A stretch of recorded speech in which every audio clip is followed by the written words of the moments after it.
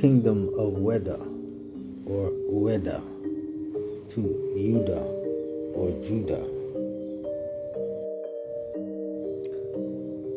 Let us consider. This topic can be very sensitive when talking about the tribe of Judah and Ethiopia, the prophecies of His Imperial Majesty Haile Selassie I, Rastafari, and also in consideration of the King James Bible and Revelations. Henceforth, His Majesty was crowned the King of Kings, Lord of Lords, conquering Lion of the tribe of Judah. Yet, what did that mean for Africa as a whole? Also considering the letter J was introduced replacing Y through the reconstructing of the Bible in the early 1600s. Also considering previously, before its existence, many other versions of the Bible dominated the religious perspective of Christianity. Ethiopia has the oldest known form of Christianity known to humanity. Yet within West Africa, the tribe of Judah is not recognized. Only within Christianity and Islam is Judah known. Yet there is knowledge of the kingdom of Weda or Weda among the West Africans. Let us consider the letter J being introduced to replace the letter Y would mean that the word Judah beforehand would have been spelled with Y, making it Yuda, which can still be translated into Weda or Ueda. Henceforth, through the development of colonialism, these types of things have taken place many times over in order to mask the truth about our origins.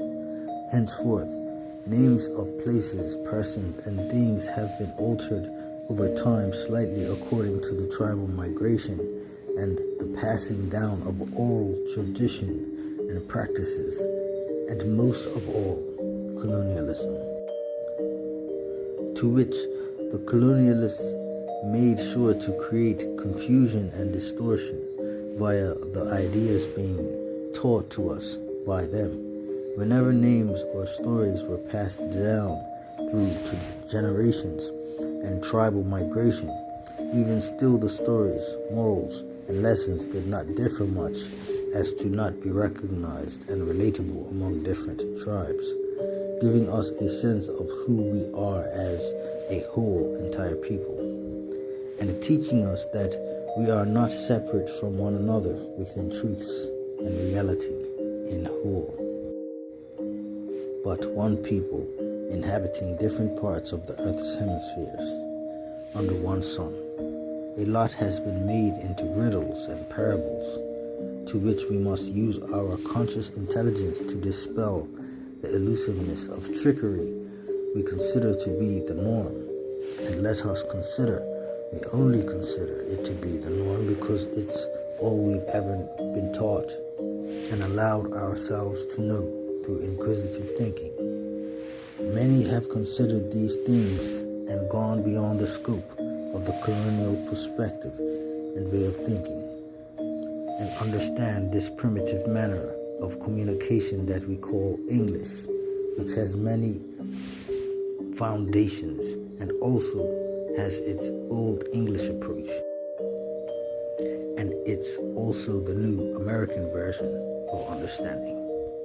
Henceforth, when we consider places such as Africa or Al-Kabulan, which has had many names, and Ethiopia, which also has much ancient truth to be recognized in relation to this topic, for as it is known at one point within the construct of time and history, the entire continent was called Ethiopia or Ethiopia. Yet, within the broader sense of nobility and sovereign, considering all of the past interactions among royal families between the Western and Eastern world, there are key things to be recognized in order to help give light to this seemingly dark situation. Henceforth, according to colonial settlers and their native languages, which became dominant to our original native tongue and forms of communication, These changes caused us to eventually alter the way we spelled and pronounced words according to the colonialist languages. Henceforth, names were pronounced completely different between the French, Spanish, German, Portuguese, English, and Americans, and we adapted to their understandings, disregarding our own, being forced into the new world as we know today. Henceforth, let us consider, within West Africa, as it is now known, the elders of Oueda or Ueda have no knowledge of Judah among them, nor do they acknowledge the Hebrew Israelite practices in any form.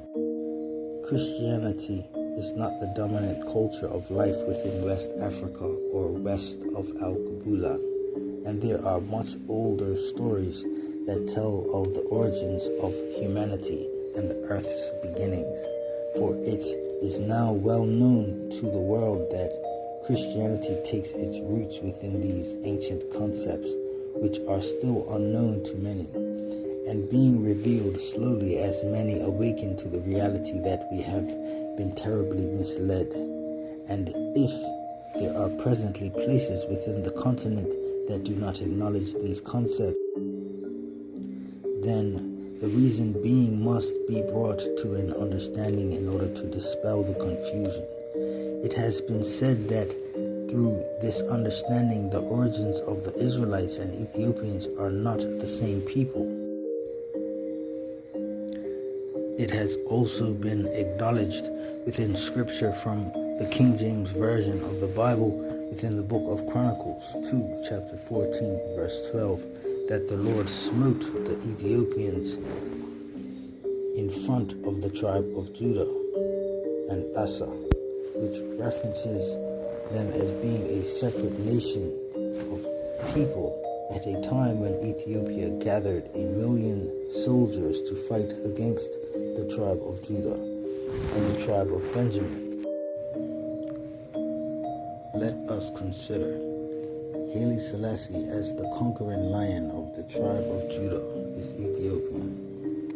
Also within the book of Zephaniah, chapter 2, verse 12 reads, "Ye Ethiopians also shall be slain by my sword." Something is without understanding in regard to this topic.